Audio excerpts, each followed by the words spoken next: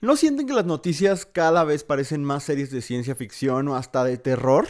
Saludos extraños, discursos, cosas que si hubieran sucedido hace apenas unos 10 años hubieran parecido inconcebibles, imposibles, verdaderas locuras que se le ocurrieron a un guionista medio cucu para una serie de televisión distópica. Hoy son noticias que hasta se pierden en el tsunami de información al que nos enfrentamos. Algo está cambiando en la política, en la cultura y en la sociedad. Lo que mi generación, los millennials, aprendimos que era inaceptable, o las cosas que nos enseñaron que pertenecían a un pasado muy lejano y que gracias a hechos históricos como guerras mundiales y movimientos sociales ya no iban a volver a suceder, están sucediendo. Y se siente rarísimo, porque en momentos pareciera que este cambio cultural se dio de la nada. Pero lo cierto es que estos cambios en el discurso público no suceden al azar. Hay un concepto en ciencia política que ayuda a explicarlos, la ventana de Overton. Planteada por el ideólogo libertario Joseph Overton, esta teoría describe el rango de ideas que la sociedad está dispuesta a aceptar en un momento determinado, es decir, el espectro de lo políticamente posible. Para imaginar cómo funciona la ventana de Overton, pensemos en una línea horizontal que representa todo el rango de ideas posibles o existentes sobre un tema. En cada extremo están las ideas impensables, esas que la sociedad rechaza de inmediato por considerarlas demasiado extremas. Conforme avanzamos en la línea hacia el centro, encontramos ideas radicales pero pensables, luego aquellas que empiezan a ser aceptables, hasta llegar a las que son vistas como políticamente sensatas, populares y finalmente las que se convierten en norma establecida. En esta línea hay un rectángulo, la ventana, que representa la ventana de Overton. Esta ventana no es estática, sino que se mueve, pero mide algo, no se puede expandir. Si una idea antes era vista como radical, pero poco a poco se introduce en el debate público, la ventana puede desplazarse hasta incluirla en el rango de lo aceptable. Pero ese desplazamiento provoca que otras ideas queden ahora fuera de ese rango de lo aceptable, de lo discutible. Esto significa que con el tiempo, lo que antes era impensable puede volverse una política común y viceversa. Lo que en algún momento fue norma puede quedar totalmente fuera del espectro de lo políticamente viable. Si una idea está dentro de la ventana, un político puede promoverla sin arriesgar su carrera o un comentarista puede repetirla y mantener su reputación. Si está fuera de la ventana, puede ser vista como demasiado radical, impensable o inaceptable. Pero la ventana no es fija, se mueve. Estoy seguro de que hay ciertos temas que eran tabú cuando tú que me estás viendo eras niño o niña o niñe y han pasado a ser no solamente debatibles, sino completamente normalizados. Yo me acuerdo, por ejemplo, de cómo se hablaba de matrimonio igualitario cuando yo estaba en la primaria. La postura generalizada en los gobiernos y en los medios era estar en contra. Si no, vean a Barack Obama en 2004. I have been very clear on this. I have said that I am not a supporter of gay marriage. Same-sex couples should have the same rights as anybody else. Pero la ventana de Overton, en cuanto a ese tema, contundentemente se movió del lugar. La conversación respecto al matrimonio igualitario se volvió casi un tema de sentido común, al grado que aún en sectores conservadores se empezaron a decir cosas como yo no estoy de acuerdo, pero respeto el derecho que se les ha reconocido. Ese logro cultural provocó que una idea que era considerada inaceptable, es decir, que estaba fuera de la ventana de Overton hace apenas un par de décadas, la idea de que uno debería poder casarse con quien quiera independientemente de su género, se volviera norma. Y que una postura que solía ser bastante popular, la idea de que el matrimonio civil debía excluir a las personas homosexuales, fuera considerada, si no inaceptable, por lo menos bastante radical. ¿Cómo sucedió eso? Con educación, activismo, trabajo en medios de comunicación, cabildeo político, sentencias judiciales, sensibilización, representación en narrativas populares, etc. Pero la ventana de Overton no necesariamente se mueve hacia el progreso. También puede moverse en sentido contrario, haciendo que ideas reaccionarias o autoritarias que parecían totalmente impensables se vuelvan parte del debate y eventualmente de la política oficial. Aquí podemos hablar del tema del momento, los aranceles. Durante décadas, el libre comercio y la integración global era un consenso en los Estados Unidos, al grado de que se firmaron un montón de tratados como el Telecán, que fueron vistos como políticas de sentido común. Sin embargo, tras la crisis de 2008, aumentaron las críticas a la globalización y esto empeoró con la pandemia, lo que permitió un resurgimiento de un discurso proteccionista antes considerado radical y anticuado. Los aranceles de Trump a México, que supongo que algún día llegarán, espero que no, han evidenciado que incluso acuerdos comerciales bien establecidos pueden ser vulnerables a cambios políticos y sobre todo culturales repentinamente. Lo que antes era impensable, un Estados Unidos que impone barreras a sus socios estratégicos, es ahora parte del nuevo paradigma económico. Mientras estaba escribiendo el guión de este video, el New York Times publicó la nota de que el gobernador de California y una de las figuras más prominentes del Partido Demócrata, es decir, de los liberales en Estados Unidos, Gavin Newsom, quien ha apoyado las causas de la comunidad LGBTQ+, por décadas desde los inicios de su carrera, declaró que la presencia de mujeres trans en el deporte femenil es, y cito, profundamente injusta, separándose de lo que ha sido la postura liberal respecto a este tema desde hace algunos años. Este es un ejemplo perfecto de cómo, cuando proliferan discursos reaccionarios, por ejemplo, las ideas cada vez más transfóbicas y violentas de la derecha gringa, recorren la ventana de Overton. Dejan de ser impensables, mueven el centro de la conversación y empiezan a correr la discusión entera hacia la derecha, es decir, hacia las posturas antiderechos. Otro ejemplo muy claro de la forma en la que se ha movido la ventana de Overton es la manera en que ha cambiado la percepción que los estadounidenses tienen de Israel y Palestina. Estados Unidos ha sido, desde el origen del Estado de Israel, su principal promotor y aliado. Sin embargo, esto ha cambiado a raíz del genocidio iniciado por el gobierno de Netanyahu en 2023. Por ejemplo, durante todo el 2024 se realizaron protestas masivas en campus universitarios a favor del pueblo palestino. Incluso varios medios mainstream decían que eran protestas demasiado radicales, con ideas impensables, dirían algunos allá y entonces. Y en internet se viralizaron contenidos de periodistas palestinos documentando el horror de la vida en la Franja de Gaza. Eso ha resultado no solamente en que ideas que hasta hace poco eran consideradas impensables estén presentes en la conversación pública. Y además, posturas que una década atrás hubieran sido consideradas radicales son tremendamente populares entre las personas jóvenes sobre todo. Este desplazamiento en la ventana de Overton se traduce en datos concretos. Según una encuesta reciente de Gallup, el apoyo a Israel entre los estadounidenses ha caído al 46%, su nivel más bajo en 25 años, mientras que el respaldo a Palestina ha alcanzado un récord del 33%, el punto más alto en la historia. Este giro es particularmente notable entre los demócratas, quienes históricamente simpatizaban más con Israel, pero ahora por primera vez muestran una mayoría de apoyo hacia Palestina. Este panorama sugiere que lo que antes era una postura marginal ha ganado legitimidad al punto de moldear el discurso político y las expectativas sobre la política exterior estadounidense.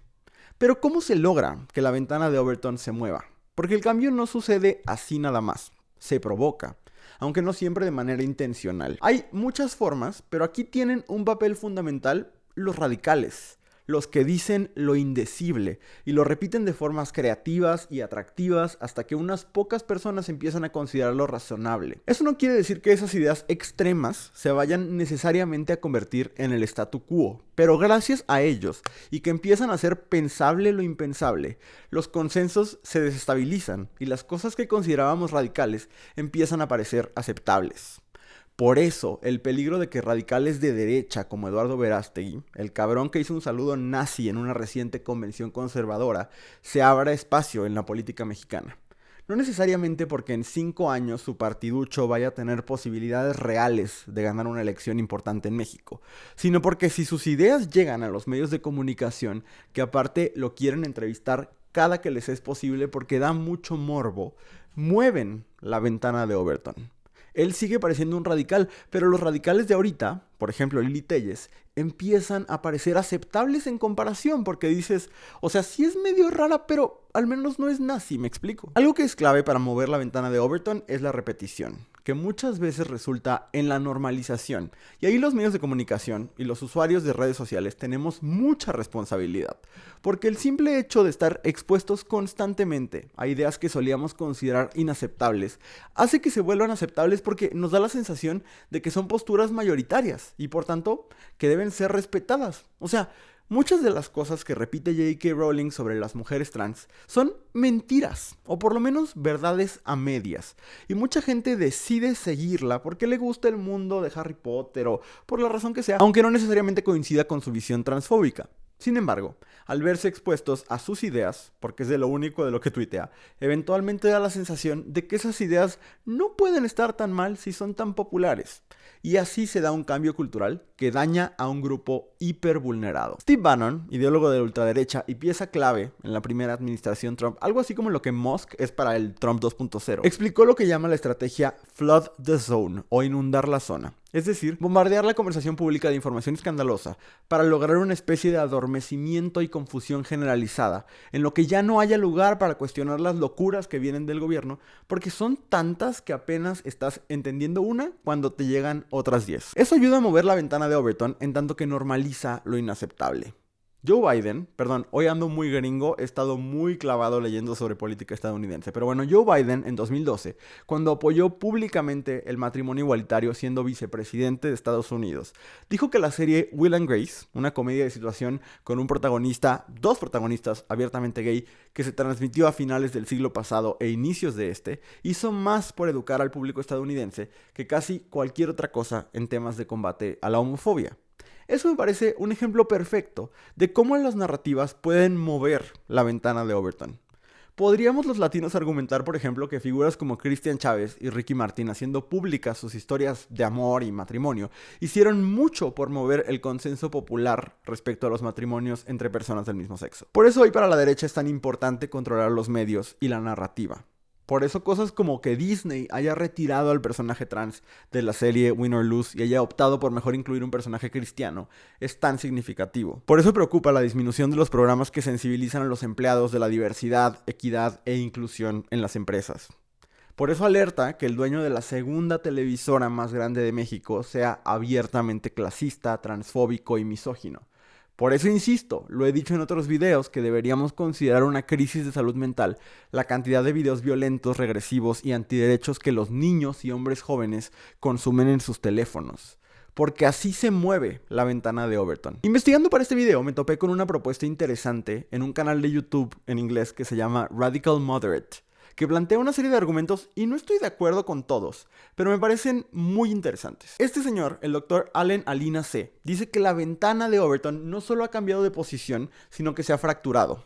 Antes el espectro político se podía representar como una curva en forma de campana, con la mayoría de nosotros ubicadas en algún lugar del centro moderado y los extremos, es decir, las posturas radicales, siendo minoritarias. Sin embargo, la creciente polarización ha casi desaparecido este centro, dividiendo la ventana en dos segmentos separados, cada uno alineado con ideologías cada vez más extremas a la derecha y a la izquierda.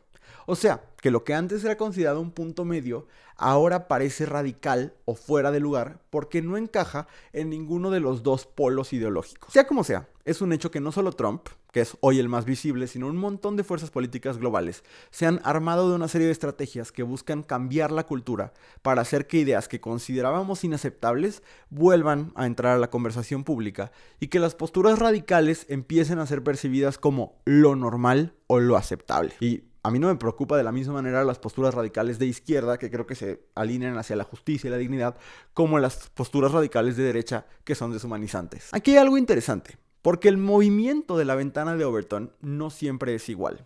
A veces, como en el caso de la legalización de las drogas, el cambio cultural es primero y el cambio legal viene después. Me explico. Hoy, a pesar de que es ilegal, el consumo de marihuana no tiene ni de cerca el mismo estigma que tenía hace 15 años y se habla con bastante libertad del tema.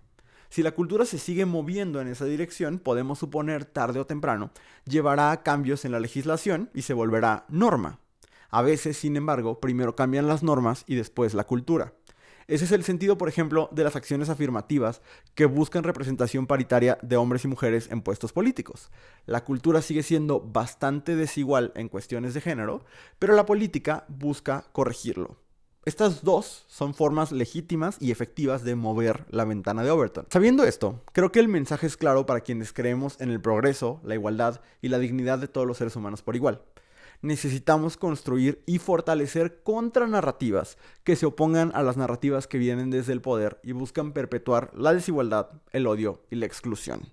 Eso implica entender cómo es que en otros momentos se ha movido la ventana de Overton en nuestra dirección o no.